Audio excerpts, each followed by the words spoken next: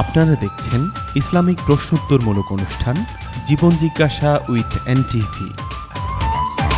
আসমান সুন্দর, জমিন সুন্দর, সুন্দরী সুন্দরী পাল্লা,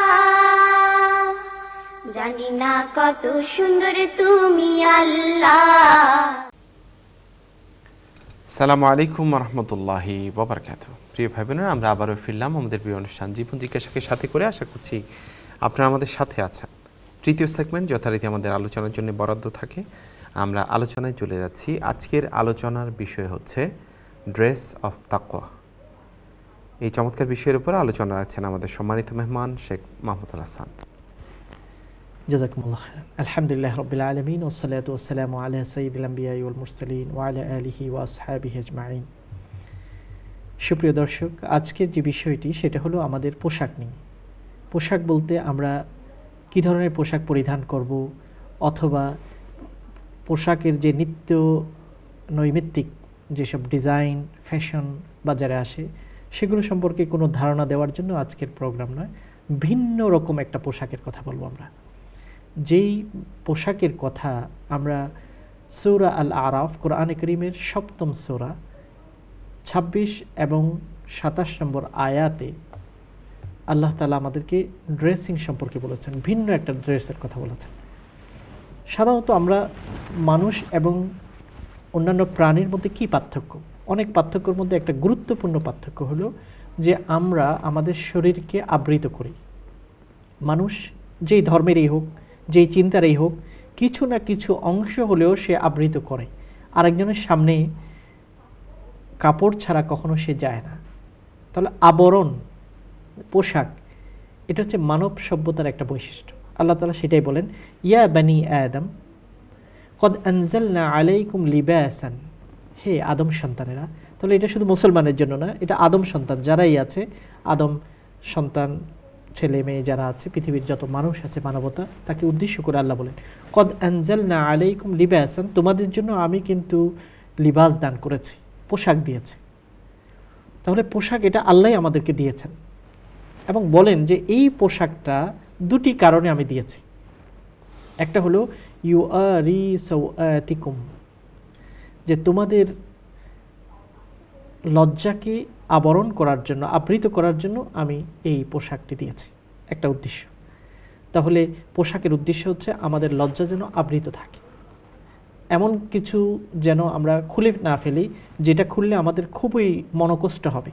সাওআতিকুম এটা বলা হয় যে জিনিসটা খুলে গেলে মানুষ খুবই কষ্ট পায়, এই জিনিসটা যেন আবৃত থাকে, সেজন্য কিন্তু আমি তোমাদেরকে লেবাস দিয়েছি। তাহলে লেবাস পরার, পোশাক আমরা যারাই পোশাক পরব, আল্লাহ বলছেন প্রথম উদ্দেশ্য হলো যেন আমাদের লজ্জা আবৃত থাকে, এমন কিছু যেন প্রকাশ না পায় যেটাতে আমরা কষ্ট পাব, এরকম যেন, এই কারণেই আল্লাহ দান করেছে। তাহলে এই প্রথম উদ্দেশ্যটা আমরা যেই রকমই পোশাক পরি না কেন আমাদেরকে খেয়াল রাখতে হবে। এখন কেউ যদি এমন একটা পোশাক পরিধান করলো এত পাতল যে পোশাক পরিধান করেও ভিতরের অবয়বগুলো প্রকাশ পেয়ে গেল, অথবা এত টাইট যেটার কারণে শরীরের যে লজ্জাকে ঢাকার জন্য আল্লাহ লিবাস দিয়েছেন, পোশাক দিয়েছেন, সেটা ফুটে উঠল, এই দুটাই আল্লাহ যে উদ্দেশ্যে আমাদেরকে লেবাস দিয়ে আমাদেরকে অন্যান্য জন্তুদের থেকে পৃথক করতে চেয়েছেন সেই উদ্দেশ্যটা ব্যাহত হবে। আল্লাহ নবী অনেক আগেই আমাদেরকে সতর্ক করেছেন। তিনি বলেছেন যে আমি দুই শ্রেণীর ব্যাপারে তোমাদেরকে সতর্ক করি, আমি তাদেরকে দেখিনি, আল্লাহ নবীর যুগে তারা ছিল না, আমি দেখিনি, তবে তারা কিয়ামতের আগে অবশ্যই আসবে। তারা এমন দুটো শ্রেণী যারা তো জান্নাতে যেতে পারবে না, বরং জান্নাতের যে গ্রান, জান্নাত থেকে ৫০০ মাইল দূরে থাকতে যেটা পাওয়া যায় ওই গ্রানটুকু তারা অনুভব করতে পারবে না, অর্থাৎ খুবই জঘন্য। ওই দুই শ্রেণীকে, একটা শ্রেণী হবে যাদের হাতে চাবুকের মতো থাকবে, লাঠির মতো থাকবে এবং মানুষকে নির্যাতন করবে।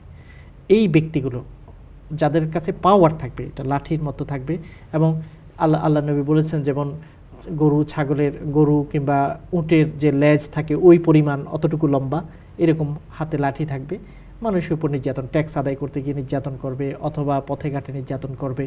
অর্থাৎ আইন শৃঙ্খলা বাহিনী এরকমও হবে যারা মানুষের উপর অকথ্য নির্যাতন করবে।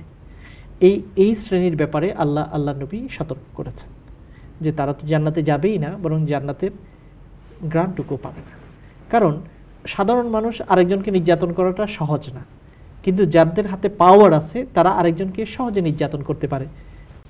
আইনি পোশাক দিয়ে অন্যকে নির্যাতন করাটা সহজ, আইনের লাঠি দিয়ে বেআইনি কাজ করাটা, নির্যাতন করাটা, সাধারণ মানুষ, নিরীহ মানুষকে কষ্ট দেওয়াটা সহজ। এই জন্য আল্লাহ নবী বলেছেন খুবই সতর্ক, এই শ্রেণী যদি এই অন্যায় করে আল্লাহ তাআলা এত নারাজ হবেন তাদের উপর যে জান্নাতে যাওয়া তো দূরের কথা, জান্নাতে গ্রান্টুকু তারা পাবে না। আরেকটা শ্রেণী কি, যারা হবে কাসিয়াতুন আরিয়াতুন মাইলাতুন মুমিলাতুন। কয়েকটা বলেছেন ওই মহিলারা যারা পোশাক পরবে, কিন্তু পোশাক পরার পরেও তারা উলঙ্গ। পোশাক পরিধান করেছে, কাপড় পরিধান, শাড়ি অথবা অন্য কিছু পরিধান করেছে, পোশাক পরেও তারা উলঙ্গ।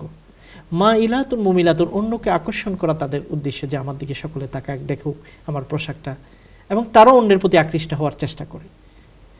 এবং রুউসুহুন্না, তাদের মাথাকে, চুলগুলোকে, এটা হতে পারে যে এটা বানোয়াট চুল, আলগা চুল দিয়ে, অথবা নিজস্ব চুলকে এত ফুলিয়ে ফাঁপিয়ে করে যেন উটের পিঠে যেমন উঁচু একটা জায়গা থাকে ওই রকম করে বানিয়ে রাখে, বড় আকারে খোপা অথবা লোক প্রদর্শন, শো অফের যে খোপাগুলো তারা করে।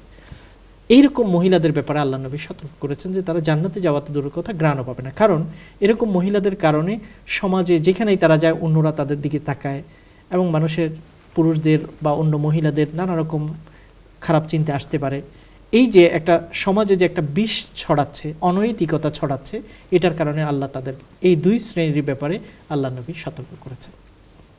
তাহলে এক নম্বর হলো লিবাস, যে পোশাকটা আমরা পরবো সেটা যেন আমাদের লজ্জা, আমাদের মডেস্টির একটা সিম্বল হয়, আমাদের মডেস্টিকে যেন সেটা আবৃত করে। দ্বিতীয় কারণ ওয়ারিশা, আমি তোমাদেরকে পোশাক দিয়েছি যাতে করে তোমাদের সৌন্দর্য বিকশিত হয়। পোশাক পরার পরে একটা মানুষের যে রূপ বেরিয়ে আসে, পোশাক ছাড়া সেটা খুবই কুরুচিপূর্ণ থাকে। তাহলে পোশাকটা আল্লাহ দুটো উদ্দেশ্যে আমাদেরকে দিয়েছেন, এক তো আমাদের লজ্জাকে আবৃত করা, দ্বিতীয় হলো আমাদের সৌন্দর্যকে আল্লাহ তাআলা বৃদ্ধি করা। ইসলামের দৃষ্টিতে পুরুষ এবং নারীর জন্য পোশাকের কতগুলো নিয়ম নীতি আছে, যে খুব বেশি পাতলা হবে না, খুব বেশি টাইট হবে না, এবং অন্য কোনো ধর্মের সিম্বল ব্যবহার করা যাবে না, যেমন ক্রস চিহ্ন ইত্যাদি, এরকম কোনো সিম্বল থাকতে পারবে না কাপড়ে।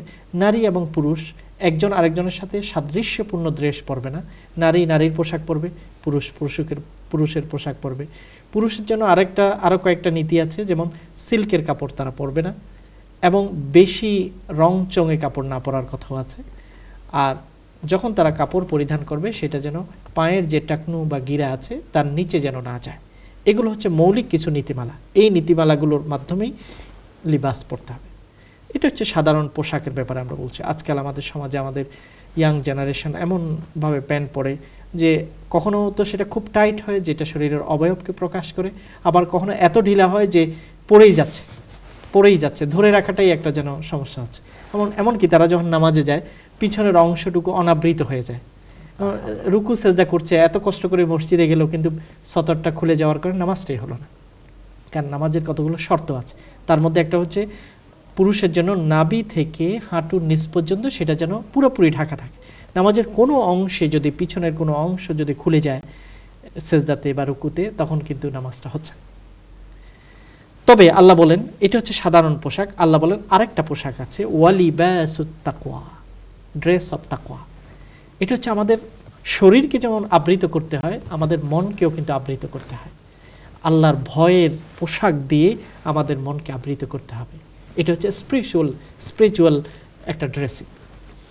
এটা যদি আমাদের না থাকে, বাইরের পোশাক যদি না থাকে, কেমন লাগবে একজন মানুষকে? বাইরের পোশাক যদি শর্ট থাকে কেমন লজ্জাজনক হবে। বাইরের পোশাক যদি সামাজিক না হয় তখন কেমন হবে। তেমনিভাবে আমাদের অন্তরের মনের পোশাকটা যদি তাকওয়ার পোশাক পরিপূর্ণ না হয়, শর্ট হয় অথবা নাই থাকে, তাহলে আমরাও কিন্তু প্রাণীর সাথে কোনো মনের দিক থেকে কোনো পার্থক্য থাকবে না। এই জন্য ওয়ালিবাসুত তাকওয়া যালিকা খায়র, এটাই গুরুত্বপূর্ণ। আল্লাহ বলেন বাইরের পোশাককে তোমরা গুরুত্বপূর্ণ মনে করো, যেই ধর্মের মানুষ হোক, যতই আধুনিক হোক, কিন্তু সে উলঙ্গ অবস্থায় রাস্তায় যাবে না। সেটাকে সে বলবে বর্বরতা, অসভ্যতা, আদিম যুগ। যদিও আজকাল খুব শর্ট করে ফেলছে মানুষ, কাপড়ের সব কিছুতে শর্ট, প্যান্ট শর্ট, কাপড় শর্ট, এমনকি শর্ট লুঙ্গিও মনে হয় বের হচ্ছে। এই যে শর্ট করার যে চিন্তা, এটা থাকলেও তারপরেও অনাবৃত হবে না। তা আল্লাহ বলেন যে সেটাকে যেমন তোমরা ঘৃণা করো, অন্তরের পোশাক এটাকেও তোমরা গুরুত্ব দাও, এটা আরও গুরুত্বপূর্ণ। অন্তরের পোশাক কি? যে আমার বিবেক জাগ্রত, আমি কারোর উপর অন্যায় করতে পারি না, গোপনে কোনো খারাপ কাজ করতে পারি না, আমি কারো ক্ষতি সাধন করতে পারি না, আমি কারো বিরুদ্ধে লেগে থাকতে পারি না, কাউকে অহেতুক কষ্ট দিতে, এই জাতীয় জিনিসগুলো আছে। আমি হালাল এবং হারামের পার্থক্য মেনে চলি, আমি কারো জমিন ঠেলে দখল করতে পারি না, আমি কারো সম্পদের দিকে লোলুপ দৃষ্টি দিতে পারি না, ইত্যাদি ইত্যাদি। এগুলো হচ্ছে মনের পোশাক। এই জন্য আমি আজকে যেটা আমরা শরীরের পোশাককে খুব গুরুত্ব দিই, সবাই কত পয়সা আমরা খরচ করি শরীরের পোশাকের জন্য, কিন্তু আল্লাহ বলেন না, ওয়ালিবাসুত তাকওয়া, তাকওয়ার পোশাকটাই যালিকা খায়র, যালিকা মিন আয়াতিল্লাহ, আল্লাহ নিদর্শন তুমি এই পোশাকে পাবে। এখন আল্লাহ তাআলা বলেন পরের আয়াতে, ইয়া বনি আদম লা ইয়ানজিআন্নাকুমুশ শাইতান, শয়তান যেন তোমাদের পোশাককে খুলে না ফেলে। যেমন তোমাদের মা বাবার পোশাককে শয়তান কিন্তু খুলে ফেলেছে। হযরত আদম আলাইহিস সালামকে, হযরত হাওয়াকে ধোঁকা দিয়ে তারা ফল খাইয়ে ফেললো, এবং ফল খাওয়ার পরে অটোমেটিক কাপড় খুলে যাচ্ছিল, এবং তারা কি করলো, ওয়াতাফিকা ইয়াখসিফানি মিন ওয়ারাকিল জান্নাহ, জান্নাতের গাছের পাতা দিয়ে তাড়াতাড়ি তারা লজ্জাস্থানকে ঢাকতে লাগলো। তাহলে শয়তান কিন্তু আমাদের মা বাবার কাপড় খোলার চেষ্টা করেছে। তা আল্লাহ আমাদেরকে সতর্ক করেন, তোমাদের মা বাবার শত্রু তাদের কাপড়কে খোলার চেষ্টা করেছিল, যেভাবে তাদের কাপড় খুলেছে এভাবে যেন তোমাদের কাপড় খুলতে না পারে, তোমরা সাবধান। এখানে কাপড় আমাদের বাইরের কাপড় খুলেও বোঝানো হতে পারে, কিন্তু মনের পোশাক যেটা আছে সেটার কথাই সবচেয়ে গুরুত্ব দিয়ে বলা হচ্ছে। কারণ শয়তান এখন আমাদের মনের ভয়, আল্লাহর ভয়, এটাকে টেনে খুলে ফেলতে চায়। আর যখন মনের ভয় না থাকে, লজ্জাবোধ থাকবে না, মডেস্টি থাকবে না, আমরা যা ইচ্ছা তাই করতে পারবো, দুর্নীতি করে বড় জোরে আরও কথা বলতে পারবো, লজ্জাই লাগবে না। সন্ত্রাস করে সন্ত্রাসের গড ফাদার হয়েও আমি নীতির কথা বলতে মানুষের কাছে আসবো, আমার ভয় লজ্জা লাগবে না, কারণ মন অন্তরে যে তাকওয়ার পোশাকটা আমি হারিয়ে ফেলেছি। এই জন্য আমরা আজকে যে বিষয়টির প্রতি গুরুত্ব দিতে চাই, যে বাইরের পোশাকের জন্য যেমন বাইরের পোশাকের সৌন্দর্য, রূপ ইত্যাদি আমরা খেয়াল করি, যে কোনটার সাথে কোনটা ম্যাচ হবে, কি আমার উপরেরটার সাথে টপের সাথে লো দুটা গার্মেন্টস মিলছে কিনা, আমরা অনেক সচেতন থাকি কাপড়ের ব্যাপারে, এটাতে কোনো অন্যায় নেই। কিন্তু আমার মনের পোশাকটা, মনের স্পিরিচুয়াল পোশাকটা ম্যাচ হচ্ছে কিনা, কতটুকু উন্নত হচ্ছে, এটা কি শর্ট হয়ে যাচ্ছে কিনা, কোনো অংশ উলঙ্গ হয়ে যাচ্ছে কিনা, এই বিষয়টা আমাদের খেয়াল করতে হবে। মনের পোশাক যে গুরুত্বপূর্ণ তার একটা দৃষ্টান্ত আমরা হাদিস থেকে পাই। হযরত ওমর ইবনুল খাত্তাব রাদিয়াল্লাহু তাআলা আনহুর একটি হাদিস, আল্লাহ নবী সাহাবায়ে কেরামদেরকে বললেন, আজকে আমি রাত্রে একটি স্বপ্ন দেখেছি। স্বপ্নটি আল্লাহ নবী নিজেই দেখেছেন। নবীদের স্বপ্নটি অত্যন্ত গুরুত্বপূর্ণ এবং সেটা ওয়াহির সমতুল্য হিসেবে পরিগণিত হয়। তিনি বললেন, আমি স্বপ্নে দেখেছি। কি দেখেছি? আমি দেখলাম কিছু মানুষ আমার কাছে আসলো, তাদের কাপড়, অনেকের কাপড় আমি দেখলাম হাঁটু পর্যন্ত, অনেকের কাপড় আমি দেখলাম বুক পর্যন্ত, পুরো শরীর আবৃত হচ্ছে না। এরপরে আমি দেখলাম ওমরকে আমার কাছে আনা হলো, এবং তার কাপড় দেখলাম পুরো শরীর আবৃত হয়ে আরও নিচে আছে, পুরো শরীর ঢেকে আরও কিছু অতিরিক্ত আছে। তখন হযরত ওমর এবং অন্যান্যরা জিজ্ঞাসা করে, ইয়া রাসূলুল্লাহ, এই স্বপ্নটির কি ব্যাখ্যা? তখন আল্লাহ নবী এই স্বপ্নটির সুন্দর ব্যাখ্যা দিয়েছেন। তিনি বলেছেন, এই পোশাক স্বপ্নে দেখার অর্থ হলো, এই পোশাক বলতে আল্লাহ বুঝাচ্ছেন আল্লাহর ভয়, ধার্মিকতা এবং দ্বীনদারি। অর্থাৎ কারো পোশাক হাঁটু পর্যন্ত, এর অর্থ হলো তার ধার্মিকতা হলো 70%, কারো ধার্মিকতা 60%, কারো ধার্মিকতা 30%, পাস মার্ক হচ্ছে না, শর্ট, বুক পর্যন্ত এসে কাপড় নিচের দিকে আর যাচ্ছে না, খোলা, আবৃত, অনাবৃত। কিন্তু হযরত ওমরের পুরো শরীর ঢেকেও আরও পায়ের নিচেও কেন কাপড়? অর্থাৎ আল্লাহর ভয় তার অন্তরে এত বেশি যে পুরো শরীর ঢেকেও মন পুরাটা ড্রেস হয়ে আরও অতিরিক্ত আছে। হযরত ওমরের ভয় কীরকম ছিল? তিনি যখন রাষ্ট্রীয় ক্ষমতায় ছিলেন তখন তিনি রাতের বেলায় ঘুমাতে পারতেন না, আমরা সকলেই জানি। জনগণ, আমি তাদের দায়িত্ব আল্লাহ আমার কাঁধে দিয়েছেন, আমি আরামে ঘুমাবো, তারা যদি কোনো যন্ত্রণায় থাকে তাহলে তো আল্লাহ আমাকে শাস্তি দেবেন। এই ভয়ে তিনি পথে পথে ঘুরতেন রাতের বেলায়, আরামের ঘুমকে হারাম করেছেন। এবং হযরত ওমর রাদিয়াল্লাহু তাআলা আনহু, হযরত আবু বকর, এই দুইজন ব্যক্তি এত ভিন্ন ইতিহাস পৃথিবীর ইতিহাসে সৃষ্টি করেছেন যারা ক্ষমতায় থাকার আগে ধনী ছিলেন, ধনাঢ্য ছিলেন, কিন্তু ক্ষমতায় যাওয়ার পরে তালি লাগানো পোশাক পরিধান করেছেন।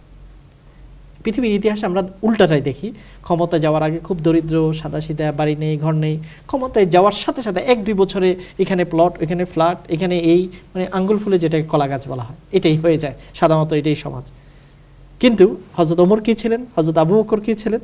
ক্ষমতায় যাওয়ার আগে ছিলেন তারা ধনী, দায়িত্ব পাওয়ার পরে তারা এত ভয়ে, এত কোণঠাসা হয়ে গেছেন যে তাদের কাপড়ে পর্যন্ত তালি লেগে গেছে। এবং আল্লাহ হযরত ওমরের যুগে আমরা অনেক অনেক ঘটনার কথা জানি, আমরা তার জীবনী পড়তে পারি, 2 খণ্ডে হযরত ওমরের জীবনী ইংরেজিতে পাওয়া যায়, আরও অনেক কিতাব আছে। তিনি রাষ্ট্রের সকলের জন্য কাপড় বিতরণ করলেন।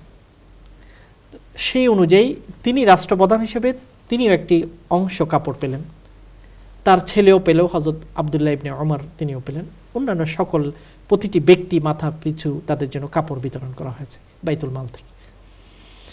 জুমার দিন তিনি খুতবা দিচ্ছেন, পুরা জামা, বড় জামা সকলকে যেরকম বিতরণ করা হয়েছে ওই জামা দিয়ে তিনি খুতবা দিচ্ছেন। একজন ব্যক্তি বলল, আমিরুল মুমিনিন, আপনার খুতবা দেওয়ার আগে আমার একটা প্রশ্নের উত্তর দিতে হবে, জবাবদিহিতা। আজকের আধুনিক সমাজে আমরা জবাবদিহিতার কথা বলি, টলারেন্সের কথা বলি, হযরত ওমরের যুগের কথা আমরা বলছি, এগুলো স্বপ্নের মতো মনে হয়। তিনি বললেন, আপনি খুতবা দেবেন, রাষ্ট্রীয় ভাষণ দেবেন, খুতবাটাই সেই যুগে রাষ্ট্রীয় ভাষণ, তার আগে একটা প্রশ্নের উত্তর দিতে হবে। আপনি আমাদের সবাইকে কাপড় বিতরণ করেছেন, আমাদের কাপড় দিয়ে তো এতটুকু জামা আমরা বানাতে পারিনি, আপনারটা কি করে পুরা জামা হলো? তাহলে আপনি নিশ্চয়ই আমাদের চেয়ে বেশি অংশ নিয়েছেন। তখন তিনি বললেন, এই প্রশ্নটির উত্তর আমি দেব না, আমার ছেলে আব্দুল্লাহ ইবনে ওমরকে আমি দেওয়ার জন্য বলবো। আব্দুল্লাহ ইবনে ওমর সবার সামনে বলল যে আসলে আমি আমার বাবাকে আমার অংশটুকু, আমি বললাম যে আপনারটা দিয়ে আপনারও জামা হচ্ছে না, আমারটা দিয়ে আমার জামা হচ্ছে না, তার চেয়ে আমি চাই যে আমাকে যে অংশটুকু আমি পেয়েছি বাইতুল মাল থেকে সেটা দিয়েই আপনি আপনার জামা পরিধান করবেন, এটা আমিই দিয়েছি। তখন সবাই শান্ত হয়ে খুতবা শুনছে। এই যে আল্লাহর ভয়, এখানে তিনি অতিরিক্ত নিতে পারতেন, পুলিশ দিয়ে ভয় দেখাতে পারতেন, অথবা অন্য কিছু, সেটা করেননি, আল্লাহকে ভয় করেছেন। এবং তিনি বলেছেন, তার একটা বিখ্যাত উক্তি হযরত ওমরের, মানে ধার্মিকতা, মনের পোশাকটা এত বড় ছিল যে পুরাটা কভার হওয়ার পরেও অতিরিক্ত রয়েছে, আল্লাহ নবী সার্টিফাই করেছেন। তিনি বলেছেন তার বিখ্যাত উক্তি, আল্লাহ আমাকে রাষ্ট্রীয় ক্ষমতা দিয়েছেন, আমার ক্ষমতায় থাকা অবস্থায় ফুরাত নদীর তীরে, শত শত মাইল দূরে মদিনা থেকে ফুরাত নদীর তীরেও যদি একটা কুকুর না খেয়ে মারা যায়, আল্লাহ আমাকে আল্লাহর কোর্টে দাঁড় করাবেন যে এই কুকুরটা তোমার আমলে না খেয়ে কি করে মারা গেল। এভাবে ভয় করতেন আল্লাহকে, এবং এই জন্য আল্লাহ বিজয় আর বিজয় দিচ্ছিলেন, বিজয় আর বিজয় দিয়েছেন, এবং পুরো পৃথিবীর জন্য তারা একটা দৃষ্টান্ত হয়েছে। জবাবদিহিতা, তারপরে বাকস্বাধীনতা, তারপরে আল্লাহর ভয় এবং প্রাচুর্য, সব কিছুই আল্লাহ একসাথে করে দিয়েছেন। এই জন্য আজকের আলোচনা হলো লিবাস অব তাকওয়া, ড্রেস অব তাকওয়া। এটা হচ্ছে মনের পোশাক। বাইরের পোশাকের ব্যাপারে আমরা যেমন সচেতন, মনের পোশাকের ব্যাপারে আমাদেরকে সচেতন হতে হবে, ভালো মানুষ হতে হবে, ভালো মানুষ হতে হবে। আল্লাহর কাছে এটাই আমরা দোয়া করি, আমাদের বাইরের পোশাক যেমন আমরা সুন্দর পরিধান করি, তার চেয়েও যেন আমাদের মনের পোশাকটুকু, তাকওয়ার পোশাকটুকু যেন আরও পরিচ্ছন্ন, আরও সমৃদ্ধ এবং আরও আকর্ষণীয় হয়, সেই তৌফিক যেন আল্লাহ আমাদেরকে দান করেন। জাযাকুমুল্লাহ। প্রিয় ভাই বোনেরা, চমৎকার একটি আলোচনা শুনলাম। আমরা সবাই এটার উপর ডেফিনেটলি বেশি বেশি করে আমল করব। তবে আজকে জীবন জিজ্ঞাসা পরিবারের পক্ষ থেকে আমি, যদি কোনো নেতৃস্থানীয় ব্যক্তিত্ব আমাদের এই প্রোগ্রাম দেখে থাকেন, শুনে থাকেন, আমার মনে হয় এই আলোচনার আলোকে আমরা একটু আত্মসমালোচনা করব, আমরা নিজেদেরকে একটু যাচাই করব যে আসলে লেবাসুত তাকওয়া আমার অবস্থানটা কোথায়। কারণ আমরা সবসময় দেখি যে বিরোধী দল, সরকারি দল একে অপরের আলোচনা করছে, নিজেরা নিজেদের সমালোচনা করি, তাহলে সবচেয়ে বেশি পরিশুদ্ধ হওয়ার, নিজেদেরকে পরিশোধিত করার সুযোগ পাবো। এই আপনাদের ছোট ভাই হিসেবে এই অনুরোধটুকু রেখে আমরা বিরতিতে যাচ্ছি। বিজ্ঞাপন বিরতি শেষে আবারও ফিরছি ইনশাআল্লাহ। আসসালামু আলাইকুম ওয়া রাহমাতুল্লাহি ওয়া বারাকাতুহু। আসমান সুন্দর, জমিন সুন্দর, সুন্দরী সুন্দরী পাল্লা, জানি না কত সুন্দর তুমি আল্লাহ। আপনারা দেখছেন ইসলামিক প্রশ্নোত্তরমূলক অনুষ্ঠান জীবন জিজ্ঞাসা উইথ এনটিভি।